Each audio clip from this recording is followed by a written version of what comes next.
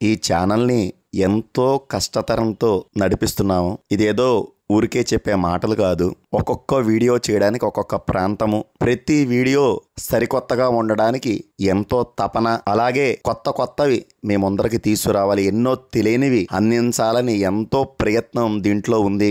ఇది ఎంతో కష్టంతో కూడుకున్నది, శ్రమతో కూడుకున్నది, అలాగే ఎంతో డబ్బుతో కూడుకున్నది. నా శక్తి మేరకు చేశాను. ఇవి ఇక మీదట ఇది ముందరికి నడవాలంటే అందరి సహకారము అవసరము. ఒక్కసారి ఆలోచించండి. సింగిల్ వీడియో కూడా స్పాన్సర్షిప్ చేయొచ్చు. ఎన్నో ఎన్నో ఎన్నో మంచి వీడియోలు మీ ముందరికి తీసుకురావడానికి ఎంతో ఉత్సాహంతో సిద్ధపడి ఉన్నాను. ఆలోచన నాది, సహకారం అందరిది. ధన్యవాదాలు.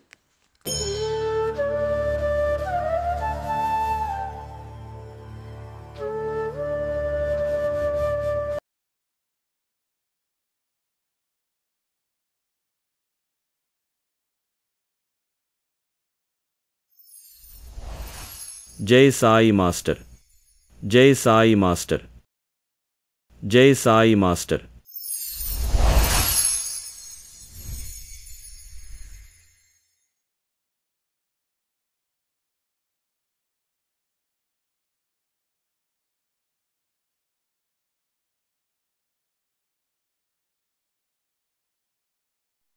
శ్రీ సచ్చిదానంద సద్గురు సాయినాథ్ మహారాజ్ की జై. శ్రీ సచ్చిదానంద సద్గురు అలివేలు మంగమ్మ సహిత సద్గురు భరద్వాజ్ మహారాజ్ की జై. గొప్పవారల జీవితాలెప్పుడైనా చెప్పుకోదగియుండి చెప్పబడవు. ఎంతని సమాధిపై వ్రాసి ఎరుకపరతూ వృద్ధ చరితములోని సమిద్ధ మహిమా. ఇది డాక్టర్ ఎన్ శ్రీధర్రావు గారు, చీరాల. వారు అవధూత పుత్ర చీరాల స్వామి సమాధిపై రాసినటువంటి ఈ యొక్క దివ్యమైనటువంటి శ్లోకం. తల్లిదండ్రులకు, నన్ను పెంచి పెద్ద చేసినటువంటి మా పెదనాన్న పెద్దమ్మ గారులకు, నా యొక్క విద్యను బోధించినటువంటి నా గురుదేవులకు అందరికీ నా హృదయపూర్వక నమస్కారములు తెలియజేస్తూ, అందరు భక్తులందరికీ కూడా నా యొక్క హృదయపూర్వకమైనటువంటి నమస్కారాలతో ఈరోజు నేను ఈ సత్సంగాన్ని ప్రారంభిస్తున్నాను. నేను నెల్లూరు జిల్లా గూడూరు మండలం, గూడూరు తాలూకా, కోట మండలం, కోట గ్రామ వాస్తవ్యుణ్ణి. నేను 1975, 1980 మధ్యలో NBKR Vidyanagar science and arts కాలేజీలో నేను విద్యను అభ్యసించాను. అక్కడ మాకు ఇంగ్లీష్ ప్రొఫెసర్గా శ్రీ ఆచార్య కిరాల భరద్వాజ గారు మాకు ఇంగ్లీషు బోధన చేసేవారు. వారితో నా అనుబంధం ఈ విధంగా కొనసాగింది. మాకు ఇంగ్లీషు క్లాస్ తీసుకున్నప్పుడు మాస్టర్ గారు మాకు యాంటీనా అండ్ క్లియోపాట్రా అనేటటువంటి డ్రామా మాకు చెప్పారు. ఆ రోజుల్లో ఆయన 3 to 4 టైంలో తీసుకోవాల్సిన క్లాసులో ఆ పాఠాన్ని మాకు చెప్తూ ఉన్నప్పుడు వారు 5:36 అయినా కూడా పాఠం చెప్తుంటే మేము ఆ యొక్క క్లాసులో నిశ్శబ్దంగా కూర్చొని వింటూ ఉండేవాళ్ళం. ఆ విధంగా వారు చెప్పేటటువంటి పాఠంలో లీనమైపోయి సమయం ఎంతయిందన్నటువంటి సంగతి కూడా మేము గుర్తుండేది కాదు, మర్చిపోయేవాళ్ళం. ఆ విధంగా మాస్టర్ గారితో మొట్టమొదట తరగతి గదిలో తప్ప మామూలుగా మాస్టర్ గారితో బాహ్యంగా వారి ఇంటి దగ్గర ఎలాంటి మాకు ముందు ఆయనతో పరిచయం లేదు. క్లాసులో పాఠాలు చెప్పేటప్పుడు తప్ప మేము ఎప్పుడు కూడా వారితో కలిసింది లేదు. నాకు మా ఇంటి దగ్గర నేను పుట్టక ముందు నుంచి కూడా షిరిడి సాయిబాబా, సత్యసాయిబాబా, కుసుమహర్నాథ్ బాబా వీరి యొక్క పెద్ద చిత్రపటాలు ఉండి మా ఇంట్లో మహావిష్ణు భజన అనేది ప్రతి శనివారం మా ఇంటి దగ్గర మా తల్లిదండ్రులు, మా పెదనాన్న, పెద్దమ్మలు అందరూ కలిసి నిర్వహించేవారు. అది నేను చిన్నతనం నుంచి కూడా ఆ విధంగా ఆ భజనలు, ఆ భక్తి మార్గంలో నేను మా ఇంట్లో చిన్న వయసు నుంచే నేను ఆ యొక్క మార్గంలో నడవడం జరిగింది. అందువల్ల నేను చిన్నప్పుడు నాకు 5 ఏళ్ల వయసున్నప్పుడు నాకు ఆ జ్ఞాపకాలు ఇప్పటికీ ఉన్నాయి. నేను ప్రతి నిత్యము గూడా బాబాకి స్నానం చేసినప్పుడు ఉదయము, సాయంత్రం 2 పూటలా గూడా ఆయనకి అగరబత్తి వెలిగించి ఆయన పటానికి గుచ్చేవాడిని. కానీ వారెవరో తెలీదు. అయినా గూడా ఆ పటానికి అగరబత్తి వెలిగించి పెట్టేవాడిని. అట్లా ఆ బాబా విగ్రహ ప్రతిష్ఠ జరిగినటువంటి షిరిడీలో ఆ కొత్తల్లో ఉన్న పటం మా ఇంట్లో ఉండేది. అందువల్ల ఆ పటంలో మెట్టుకి ఒక శ్లోకం రాసి ఉండేది. ఆ శ్లోకాన్ని హిందీలో ఉండేదిది. ఆ మరాఠీ భాషలో. దాన్ని ఒక్క లైను మాత్రమే నేను చదవగలిగేవాడిని. కింద రెండో లైను నాకు చదివేదానికి ఆ పదాలు అర్థమయ్యేవి కావు. అగరబత్తి మాత్రం వెలిగించి ఆ పై లైన్ వరకు చదువుకుంటూ బాబాని నమస్కారం చేసుకుంటూ ఉండేవాడిని. అలాగే మా ఇంట్లో కుసుమ హర్నాథ్ బాబా భజనలు, సత్యసాయి బాబా భజనలు, ఆ భజనలప్పుడే బాబాని కూడా మా ఇంట్లో వారిని పూజిస్తూ ఉండేవారు. ఆ విధంగా తల్లిదండ్రులు మా ఇంట్లో చిన్నతనం నుంచే నాకు ఆ భక్తి మార్గంలో నన్ను పెంచి పెద్ద చేసినటువంటి మా పెద్దమ్మ, పెదనాన్నగారులు నన్ను ఆ మార్గంలో నడిపించారు. భగవంతుడి కథలు చిన్న వయసు నుంచి కూడా మాకు తెలియజేసేవారు. అందువల్ల నేను ఈ మార్గంలో మొదటి నుంచి కూడా ఆ భక్తి అనేటటువంటి దీనిలో ఇష్టపడుతూ ఉండేవాడిని. అదీగాక మా గ్రామానికి గ్రామదేవత రేణుకాదేవి.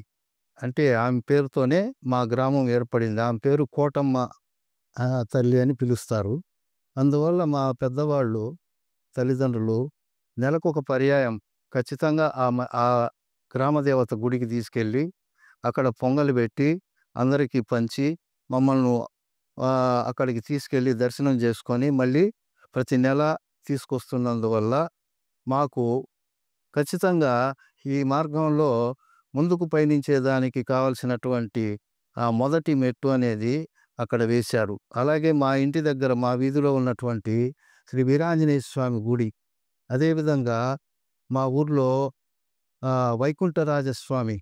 వైకుంఠరాజ పెరుమాళ్, శ్రీదేవి భూదేవి సమేత వైకుంఠరాజ పెరుమాళ్ వారు పెద్ద విష్ణు మందిరం ఉంది.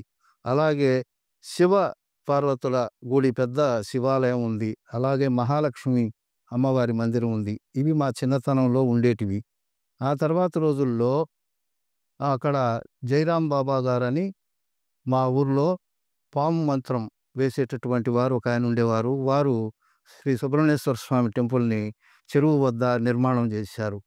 ఈ విధంగా మా తల్లిదండ్రుల సమక్షంలో ఆ గుళ్ళకు వెళ్తూ వస్తూ ఉన్నందువల్ల నాకు చిన్ననాటి నుంచి కూడా ఈ భగవంతుడి యొక్క ప్రీతి అనేది కలిగింది. అలాగే నేను 15 సంవత్సరాల వయసు వచ్చి నా 10వ తరగతి పాస్ అయ్యి ఇంటర్మీడియట్లో కాలేజీలో చేరినప్పుడు ఈ మాస్టర్ గారితో నేను ఆయన దగ్గరికి వెళ్ళేదానికి నాకు ఎలాంటి అవకాశం లేక నేను వెళ్ళలేదు. ఎందుకనంటే వారిని గురించి అప్పటికే ఎంతోమంది లోకల్గా ఉండేటటువంటి కొందరు చెడు ప్రచారం చేస్తుండేవారు మాస్టర్ గారిని గురించి. ఇవి నేను క్లాసుకు పోయి వచ్చేటప్పుడు నాకు కూడా కొందరు చెప్తే నేను అది నిజమేనేమో అనేటటువంటి ఉద్దేశంతో కొంతకాలం వారి దగ్గరికి వెళ్ళలేదు. అలాంటి సమయంలో నాతో కూడా చదువుకున్న నా క్లాస్మేట్ నాగేశ్వరరావు అనేటటువంటి అబ్బాయి, మావా నీకు షిరిడీ సాయిబాబా అంటే ఇష్టం కదా, అక్కడ మాస్టర్ గారింటి దగ్గర బాబా భజనలు అద్భుతంగా చేస్తారు, అక్కడ మాస్టర్ గారు బాబాని గురించి ఎంతో గొప్పగా ఆయన చెబుతూ ఉంటారు, నువ్వు కూడా ఒకసారి వచ్చి అక్కడ ఆ యొక్క భజనను నువ్వు చూడు మావా, బాగుంటుంది అని చెప్తే అక్కడికి మాస్టర్ గారి దగ్గరికి ఏ విధంగా నేను వెళ్ళాలా అనేటటువంటి ఉద్దేశంతో నేను అనుకోకుండా నాకు చిన్ననాటి నుంచి ధ్యానం నేర్చుకోవాలా అనేటటువంటి కోరిక విపరీతంగా ఉండేది. ఆ కోరిక వల్ల నేను అక్కడి నుంచి ఒకరోజు ఉదయం మాస్టర్ గారింటికి వెళ్ళాను. మాస్టర్ గారు తపోవనంలో ఆ రోజుల్లో దాన్ని ద్వారకామాయి అని పిలిచేవారు. అట్లాంటి ఆ ద్వారకామాయిలోకి బయట నిలబడ్డప్పుడు మాస్టర్ గారు నా వైపు చూసి రాబోయే లోపలికి అని సైగా పిలిచారు. అప్పుడు నేను వెళ్ళాను. వెళ్ళిన వెంటనే కూర్చోమన్నారు. కూర్చున్న తర్వాత నీవు ఏ పని మీద వచ్చావు? ఎందుకు వచ్చావు? అని అడిగారు. అప్పుడు నేనేం సమాధానం చెప్పా అంటే, సార్ నాకు ధ్యానం చేసుకోవాలన్నటువంటి కోరిక ఉంది. ఇక్కడ మీ దగ్గర ఎవరో ఆ ధ్యానాన్ని నేర్పిస్తారంట కదా! నేర్చుకునేదానికి వచ్చాను అని చెప్పాను. అయితే కూర్చోబోయి వస్తాడు అని అన్నారు. అంత ముందు వరకు నేను వెళ్ళే ముందు ఒక 5 నిమిషాల ముందు ఆ ధ్యానం నేర్పించేటటువంటి మాస్టర్ గారి విద్యార్థి టీడీ కృష్ణమూర్తి గారు అక్కడి నుంచి విద్యానగర్ సెంటర్‌కి అంటే గాంధీ బొమ్మ సెంటర్‌కి ఆయన వెళ్ళారు. ఆయన వస్తారు కూర్చో అని చెప్పి నన్ను ఆ యొక్క తపోవనంలో కూర్చోబెట్టారు. కూర్చున్నప్పుడు నేను మాస్టర్ గారి ముందు కూర్చున్నాను. ఆయన పడుకొని హిందూ పేపరు చదువుకుంటూ ఉన్నారు. నేను వారి ముఖం వైపు చూసుకుంటూ మౌనంగా కూర్చున్నాను. అప్పుడు ఒక 10, 20 నిమిషాలు అయిన తర్వాత సార్ ఇంకా రాలేదే అని అంటే, వస్తారు కూర్చో అని చెప్పి మళ్ళీ చెప్పారు. ఆ విధంగా నన్ను ఒక 2 అవర్స్ తపోవనంలో అలాగే కూర్చోబెట్టారు మాస్టర్ గారు. అందువల్ల నేను అక్కడనే కూర్చొని ఆ తపోవనంలో ఉండేటటువంటి ఆ ప్రశాంతతను, ఆ యొక్క దివ్యమైనటువంటి ఆ శక్తిని ఆస్వాదిస్తూ కూర్చున్నందువల్ల నాకు సమయం తెలియలేదు. 2 గంటలైనా కూడా నాకు సమయం తెలియలేదు.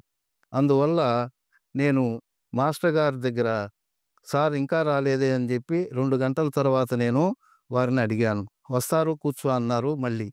ఈలోపు ఈ 2 గంటల్లో మాస్టర్ గారు నాకు ఎలాంటి అనుభూతినిచ్చారంటే, వారు వెంటనే వారి యొక్క స్పర్శతో, చూపుతో నాలోకి ఆ యొక్క దివ్యమైనటువంటి ఆ యొక్క ఆయన స్పర్శతో నన్ను పులకింపజేశారు. అందువల్ల నేను వారి వద్ద కూర్చున్నప్పటి నుంచి కూడా ఆయన్ని చూస్తూ కూర్చున్నాను మౌనంగా. అందువల్ల నాలో ఆ దివ్యమైనటువంటి ఆ ధ్యానానికి అవసరమైనటువంటి ఆ యొక్క స్థితిని వారు ముందుగా వారి నుంచి నాకు ప్రవేశపెట్టారు. ఆ రోజు నాకు ఏ విధంగా మాస్టర్ గారు కనిపించారంటే, వారి యొక్క శరీరం ఏ క్షణానికి ఆ క్షణం, ప్రతి క్షణం సెకండ్‌కి వారి యొక్క దివ్యమైనటువంటి కాంతి స్వరూపం, తేజోస్వరూపంగా వారు ఈ ఈ క్షణంలో ఉన్న దేహం మరుక్షణం లేకుండా వారి యొక్క దేహం కాంతివంతంగా పెరుగుతూ అద్భుతమైన కాంతి స్వరూపుడుగా నేను దర్శించడం జరిగింది. ఆ రోజుటి నుంచి వారి మీద నాకు నమ్మకం కలిగి వారి దగ్గరికి రోజు కూడా కాలేజీ అయిన వెంటనే, క్లాసెస్ అయిపోయిన వెంటనే నేను సత్సంగానికి ప్రతిరోజు మాస్టర్ గారు అక్కడ ఉన్నంత వరకు వెళ్ళేవాళ్ళం. ఆ విధంగా మాస్టర్ గారు మాకు ఎన్నో అక్కడ బాబా గ్రంథాలన్నీ కూడా మాకు వివరంగా చదివి, పారాయణ చేసి సత్సంగంలో మాకు బోధించేవారు. ఆ విధంగా మాకు శ్రీ గురు చరిత్ర, శ్రీ సాయి లీలామృతం, అక్కలకోట స్వామి చరిత్ర, తర్వాత మిలారేప, విజ్ఞాన వీచికలు, జ్ఞానేశ్వరి భగవద్గీత, ఇలా ఎన్నో గ్రంథాలన్నీ కూడా, నిజానికి నిచ్చెనలు, ఇలాంటి ఏది నిజం, ఇవన్నీ కూడా మాకు వివరంగా వారు చెప్పేవారు. అందువల్ల మాకు ఆ గ్రంథాలన్నీ కూడా వింటూ ఉంటే సమయం అనేది తెలియకుండా గడిచిపోతూ ఉండేది అక్కడ. ఆ తర్వాత రోజుల్లో మాస్టర్ గారి దగ్గరికి హైదరాబాద్ నుంచి, తణుకు నుంచి, విజయవాడ నుంచి, ఈ విధంగా ఎక్కడెక్కడి నుంచో దూర ప్రాంతాల నుంచి ఎంతోమంది భక్తులు వచ్చి దర్శనం చేసుకొని ఒక రోజు అక్కడ మాస్టర్ గారితో గడిపి వెళ్తూ ఉండేవారు. ఆ విధంగా వాళ్ళు ప్రతి రోజు లేదు వారానికి ఒక్కసారి ఎవరో ఒకరు కొత్త వాళ్ళు మాకు అక్కడికి వచ్చి మాస్టర్ గారిని దర్శిస్తుంటే నా యొక్క మనసు ఎంతో ఆనందపడేది. వాళ్ళ దగ్గరికి వెళ్ళి, సార్ ఎక్కడి నుంచి వచ్చారు మీరు? ఎందుకోసం వచ్చారు అని అడిగి తెలుసుకునేవాళ్ళం.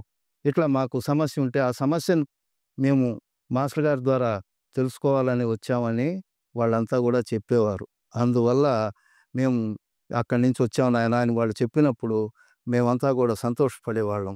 ఈ విధంగా నేను చూసిన వాళ్ళల్లో మొట్టమొదట ఎక్కువ మందిలో మొదట పెసల సుబ్బరామయ్య గారు, మేము చదువుకునే రోజుల్లో మాస్టర్ గారి దగ్గరికి ఆయన యొక్క సమస్యతో వచ్చారు. ఆనాటికి ఆయనకి ఆధ్యాత్మికమైనటువంటి ఎలాంటి విషయాలు ఆయనకి తెలియవు. మాస్టర్ గారి దగ్గర వచ్చిన తర్వాత వారు మాస్టర్ గారి దగ్గర ప్రతి వారం శనివారం రోజు స్కూల్ అయిపోయిన వెంటనే బయలుదేరి విద్యానగర్ వచ్చేవారు. ఆదివారం రాత్రి కానీ లేకపోతే సోమవారం తెల్లవారు కానీ బయలుదేరి వెళ్ళిపోయేవారు. అలాగా ఎంతో మంది ఎక్కడెక్కడి నుంచో వచ్చేవాళ్ళు. వాళ్ళంతా కూడా మాస్టర్ గారి దగ్గర సత్సంగం జరిగే సమయానికి వచ్చిన వాళ్లకు ఆ సత్సంగంలోనే వాళ్ళు అడగాల్సినటువంటి సమస్యకు జవాబులు జరిగేటటువంటి సత్సంగం జరిగే సమయంలోనే వాళ్ళకి ఆ విషయమంతా కూడా అర్థమైపోయేది.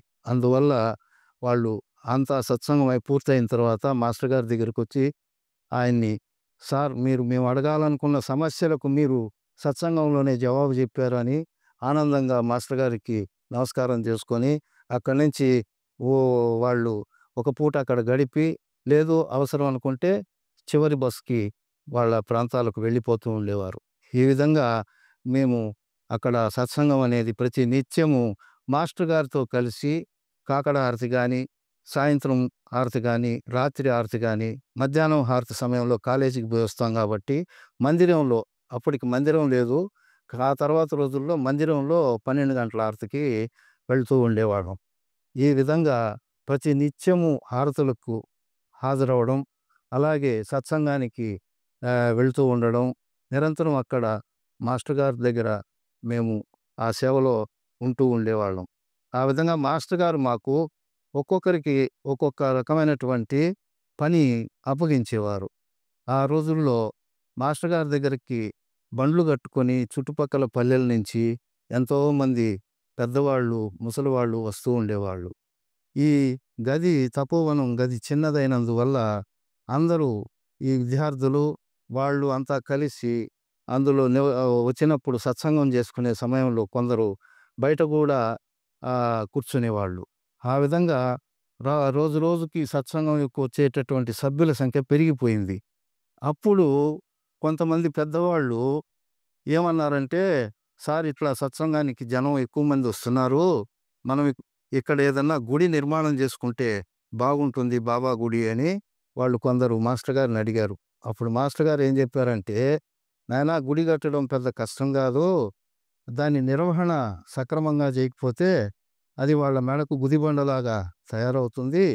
కాబట్టి ఎవరు కూడా తొందరపడి అది నిర్ణయం తీసుకోవద్దు. మీరు అందరూ మాట్లాడుకొని చక్కగా నిర్వహించుకునేదానికి, ఆ నిర్మాణం చేసుకునేదానికి ఏ విధంగా మనం దానికి ధనాన్ని సమకూర్చుకోవాలో ఈ విషయాలన్నీ కూడా మనం మాట్లాడుకొని కావాలంటే అప్పుడు కట్టుకోవచ్చు అని చెప్పి ఆ సమయానికి మాస్టర్ గారు ఆ విధంగా చెప్పారు.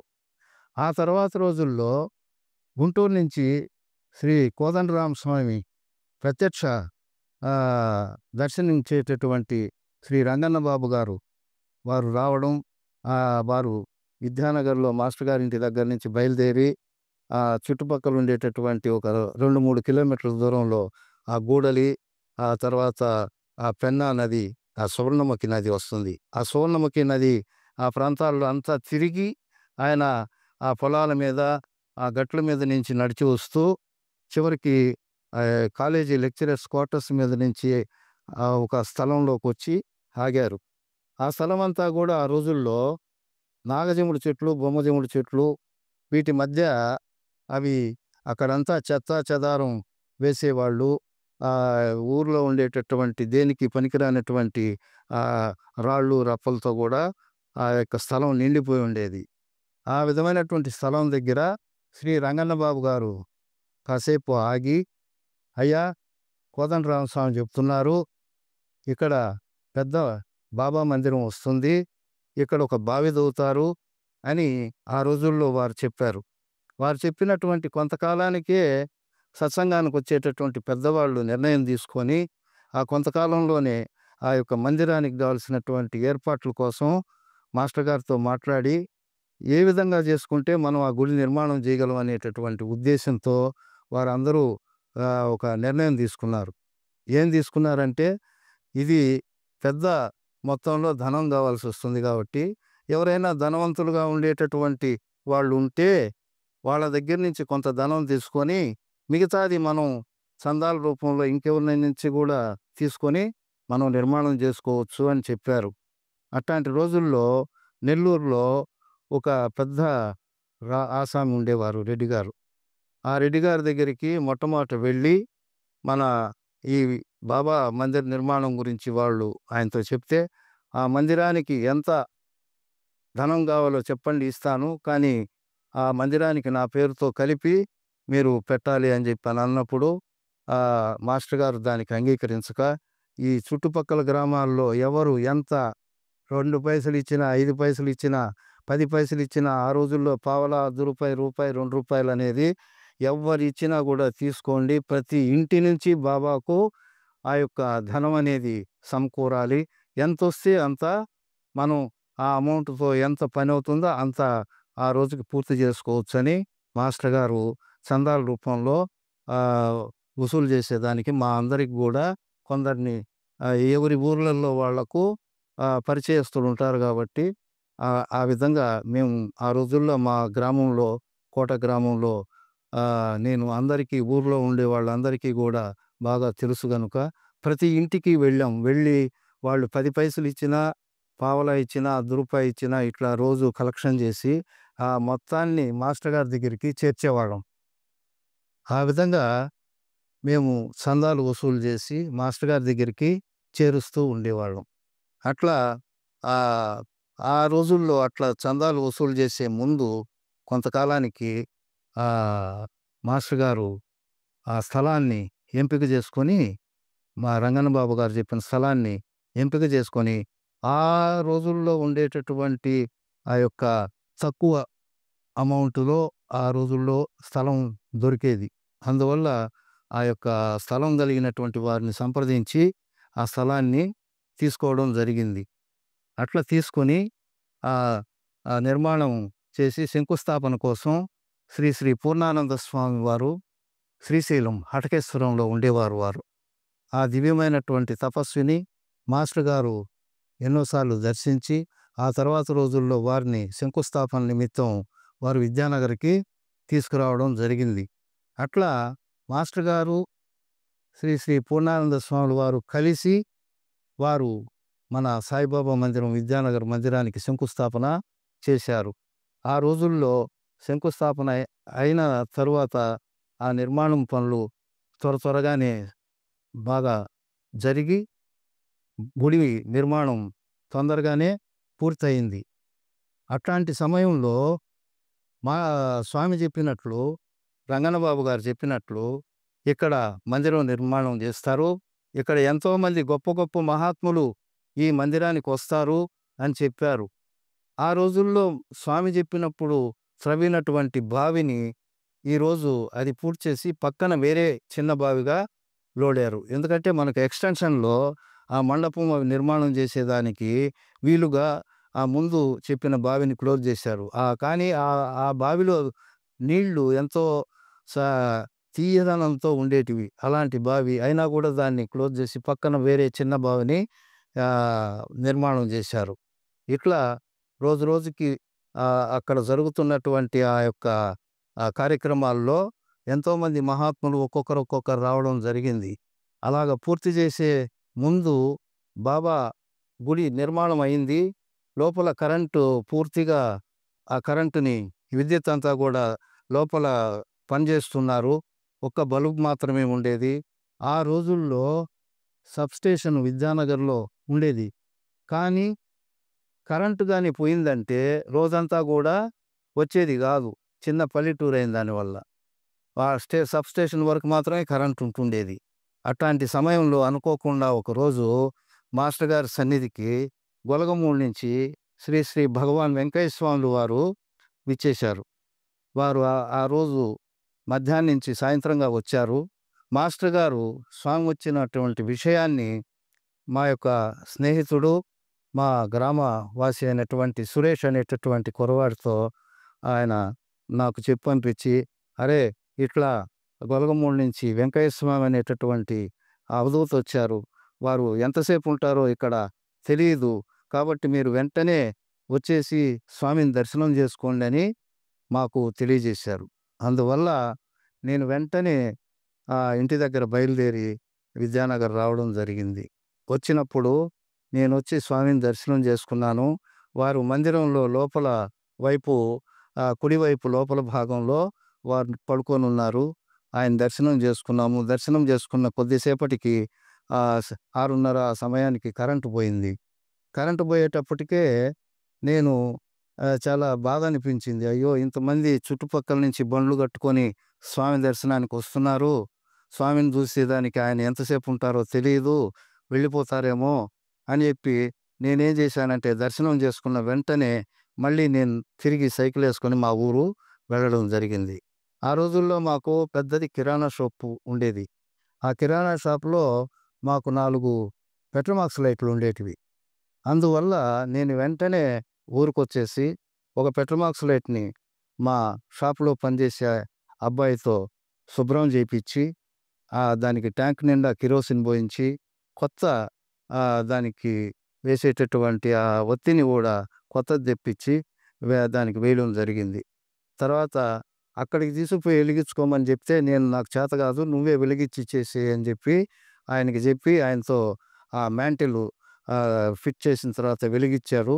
వెలిగిచ్చిన తర్వాత నేను సైకిల్‌ని మా ఇంటి దగ్గరే పెట్టేసి ఆ లైట్ తీసుకొని ఒ ఒక 1.5 కిలోమీటర్ల దూరం ఉంటుంది విద్యానగర్ మా ఊరు నుంచి, కోట నుంచి విద్యానగర్‌కి. ఆ లైట్ తీసుకొని నేను చేతులతో ఎత్తుకొని నడిచి స్వామి సన్నిధికొచ్చి, స్వామి సన్నిధిలో ఆ రోజు నేను అక్కడ పెట్టడం జరిగింది. ఆ రోజు స్వామి అక్కడే ఉండిపోయారు రాత్రంతా. తెల్లవాదులు కరెంట్ రాలేదు. ఆ రోజు మరుసటి రోజు కూడా స్వామి అక్కడే ఉన్నారు. మేము కాలేజీకి వెళ్ళి వచ్చిన తర్వాత కూడా ఉన్నారు, వెళ్ళలేదు రెండో రోజు కూడా. అట్లా స్వామి ఉండేటప్పటికే నాకు సంతోషమైంది. నేను లైట్ తీసుకొచ్చిన దానికి స్వామి ఉన్నందుకు నాకు చాలా ఆనందమైంది. రాత్రంతా కరెంట్ లేదు. ఆ తర్వాత రెండో రోజు నుంచి నేను స్వామితో కూడా అక్కడనే గుడి బయట వైపు మేము 2, 3 అడుగుల దూరంలో రాత్రుల్లో పడుకునేవాళ్ళం. అట్లా పడుకున్న వాళ్ళల్లో నేను, ఆ గురవయ్య స్వామి, ఇట్లా మాకాని వెంకట్రావు గారు స్వామి భక్తులు. మేము కలిసి బయట పడుకునేవాళ్ళం. గురవయ్య స్వామి స్వామితో కూడానే ఉండేవారు. అలాగే మాకాని వెంకట్రావు గారు కూడా అప్పుడప్పుడు ఉండేవారు. స్వామిని తీసుకొచ్చినటువంటి కారు డ్రైవరు మస్తానయ్య గారు అని పెనుగోలు అని ఉండేవారు, వచ్చారు. వారు కూడా మాతో పాటే పడుకొని ఉండేవారు. అనుకోకుండా ఒక అర్ధరాత్రి సమయంలో స్వామి నవ్వుతూ ఉన్నారు. పకపక నవ్వుతున్నారు. ఎందుకు నవ్వుతున్నారనేది అర్థం కాల. ఆ రోజు సాయంత్రం అందరూ వెళ్ళిపోయిన తర్వాత ఈ పోలు పెద్ద మస్తానయ్య అంటారు ఆయన్ని. వారి యొక్క సమస్యకి ప్రశ్న స్వామిని అడిగారు. ఏమడిగారంటే ఆయన, స్వామి నాకు పిల్లలు పుడతారా అని అడిగాడు. కానీ అప్పటికే ఈయన వివాహం కాకముందే ఆ రోజుల్లో ఫ్యామిలీ ప్లానింగ్ వాళ్ళు ఏదో కొద్దిగా డబ్బు ఇస్తే చేసుకునేవాళ్ళు. అలా దానికి ఆయన ఇష్టపడి పెళ్ళికి ముందే వారు ముందు ఆపరేషన్ అనేది చేసుకున్నారు. అందువల్ల ఈ ప్రశ్న మళ్ళీ తెలిసి కూడా నన్ను వీడు అడుగుతున్నాడే అనేటటువంటి ఉద్దేశంతో స్వామి ఆ రోజు రాత్రి పకపక నవ్వుతూ ఆనందమైనటువంటి నవ్వుతూ ఉన్నారు. ఆ విధమైనటువంటి దృశ్యాలు విద్యానగర్ బాబా మందిరంలో స్వామి యొక్క ఇది చూచాం. అలాగే నాకు రెండో రోజు రాత్రి నుంచి నేను నిద్రపోయినప్పుడు నాకు చెవిలో స్వామి ఒకటే శబ్దం వినబడుతుంది. ఆ నిద్రలో స్వామి అయ్యా నన్ను ఫోటో తీయించు, అయ్యా నన్ను ఫోటో తీయించు అనేటటువంటి విధంగా నాకు చెవిలో వినబడుతుంది. నేనేదో చిన్న వయసు కాబట్టి, ఆ రోజుల్లో 20 ఏళ్ల వయసే కాబట్టి నేను ఏదో కల అయి ఉంటుంది అనేటటువంటి ఉద్దేశంతో ఆ రోజు గమ్మునైపోయాను. మరుసటి రోజు మూడో రోజు కూడా మళ్ళీ నాకు అదే విధంగా నాకు ఆ శబ్దం వినబడింది. అయ్యా ఫోటో తీయించు, అయ్యా ఫోటో తీయించు అనేటటువంటి శబ్దం.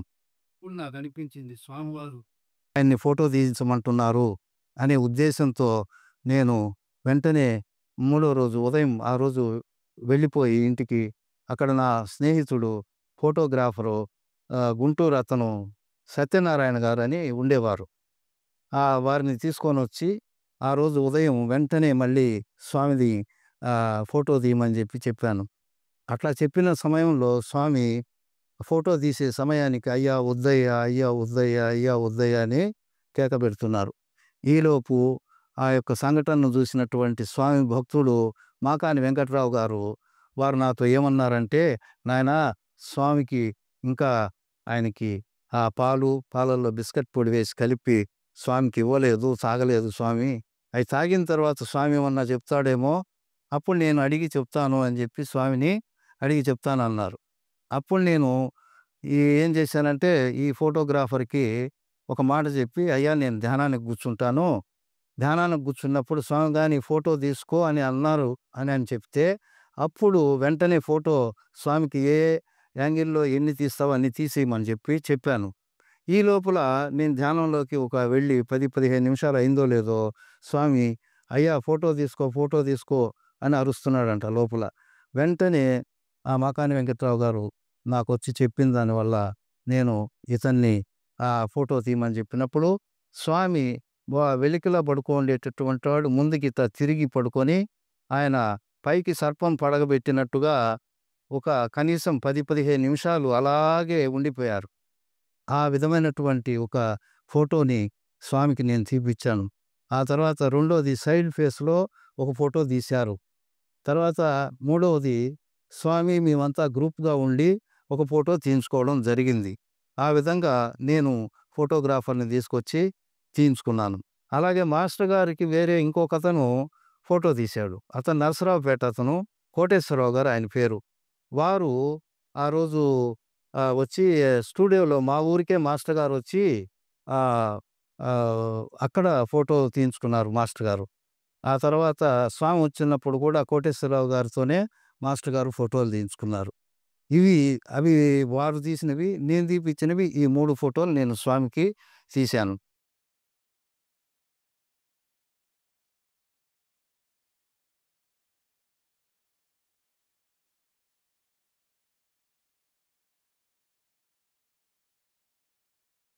జై సాయి మాస్టర్.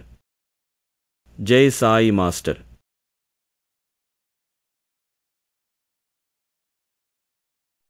చాలామంది మా వీడియోస్ చూస్తున్నవారు సబ్స్క్రైబ్ చేయట్లేదు. సుమారు 90% మంది సబ్స్క్రైబ్ చేయట్లేదు. మీరు ఒక్కసారి ఆలోచించండి. మీరందరూ గనక సబ్స్క్రైబ్ చేస్తే ఇంకా ఎంతో ఉల్లాసంగా, ఉత్సాహంగా ఇంకా మంచి వీడియోలు మీకు అందించాలని ప్రయత్నం చేస్తూ ఉంటాం. తప్పకుండా మీరు ఆదరించండి. మా ప్రతి వీడియోని లైక్ చేయండి. అలాగే మీకు తెలిసిన వారందరికీ షేర్ చేయండి.